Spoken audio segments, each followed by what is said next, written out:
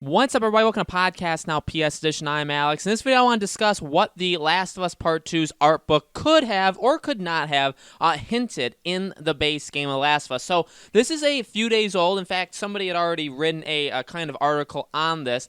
So this is not, the newest of news, but I don't think a lot of people are talking about it. And I think this could actually be a pretty cool thing, just like discussed in this article. We'll be going over some of the things that they had mentioned and also what we're actually talking about. So basically, a few days ago, they have a new art book, right? The Last of Us 2, The Art of The Last of Us 2. It comes out in June, I think the middle of June. So around 2, 3, 4 weeks after The Last of Us Part 2 comes out. But they showed a couple pictures of the art book because it's on sale, right? So you can pre-order it. And it doesn't show us that much new, especially in the base, rectangular game. You see Ellie playing the guitar against the tree. That's fine. We've seen that kind of image before. But on the right side, and maybe I can just get a picture, depends on how we're doing this, but it's Ellie and Dina on horseback. And they're going through a kind of group of infected. Now, so there's two things. Now, this article, and again, I've seen people say this, you could jump right to, well, they show them both on horseback, they're going through,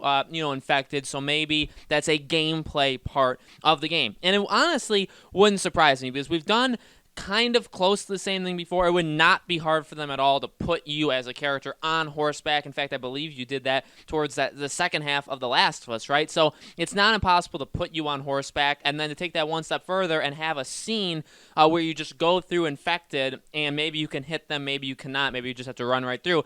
Doesn't seem like it's that far-fetched, like, at all. I guess the only negative thing, the thing that could just stop it, again, you could stop this theory dead in its tracks, or you could also, and you can also probably just say what you want to say in like 5 seconds.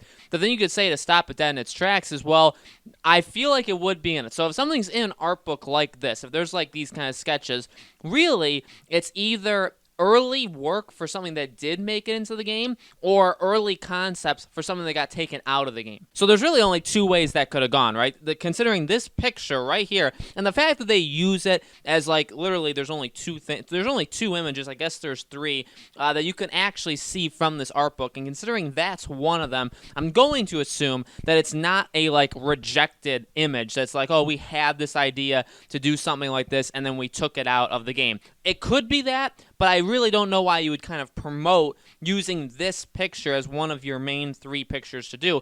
And then, so again, the only other thing it could be is, I guess it could just be a cutscene. It could be a cutscene that you see them going through, and then here was the early concept of it, and then when the game actually comes out, you find out that it's just part of a larger cutscene. So that could very well be the case. I am at least in the camp that I'm hoping that something like this can actually happen. I don't think, obviously, like a makes or breaks the game. I think it's just a cool addition to have. It's not something revolutionary. It's not something that's going to drastically change The Last of Us, but a thing also to remember here is this game is very, very big, and we actually know more details than I probably would like to know, but at the same time, I think we know, like, literally next to nothing. Truly, because it's a game that they've said is going to be like 25, 30, 35 hours, okay? And we know a plot point. We don't even know if that's the central plot point. There's no way Ellie's revenge story, unless it gets much deeper than what it's kind of pitched on, is going to last 20, 25, 30 hours. There's just no way, unless it's a terrible game, which we know that is very, very unlikely. So there's going to be, basically my point is, there's going to be things in this game that we have, we just don't know about. Whether it be story elements, whether it be characters, which I'm sure there's going to be loads of, both those things. And also gameplay mechanics. I mean, we've seen some of the gameplay mechanics. We know it's very focused on stealth. It's very focused on Ellie's, like, mobility, her ability to dodge things, her ability to kind of move around. That's what the gameplay is centered on, at least, like, the hand-to-hand combat and the shooting and stuff like that. So that's great.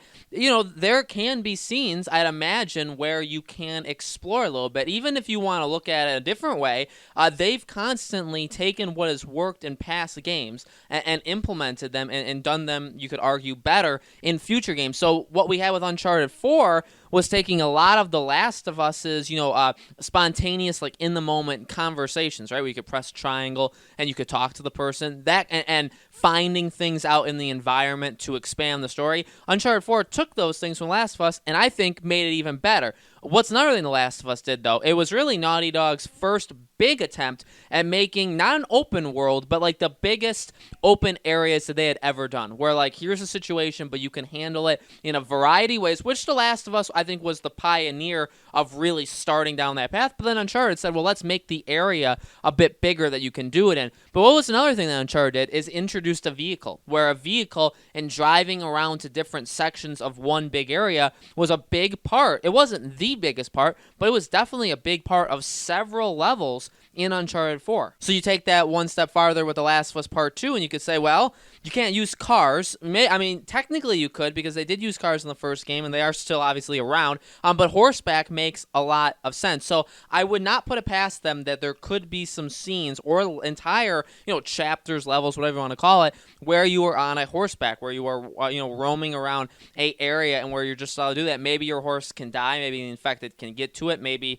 you have to leave it behind in certain parts. So there's a lot they can do with it, but I would not put it past them to have a section or just a gameplay mechanic in general where you are on horseback and you are attacking things, so you're able to defend yourself. I think that's very, very possible. However, I do understand that you, again, all the stuff I just said for the past 5-6 minutes, you could shut down by just saying, well, it could just literally be a cutscene. It could just be a cutscene, and that's just what this is just an early concept drawing for it. And I wouldn't fault you for saying that. But guys, let me know in the comments below, which do you think it is? Do you think you can actually do this in the game, or do you think it's just a picture of a cutscene? Let me know in the comments below. Make sure you guys subscribe to this YouTube channel, hit the bell icon so you guys know when these videos go up. I do videos on this channel every single day, so I hope to see you guys on tomorrow's.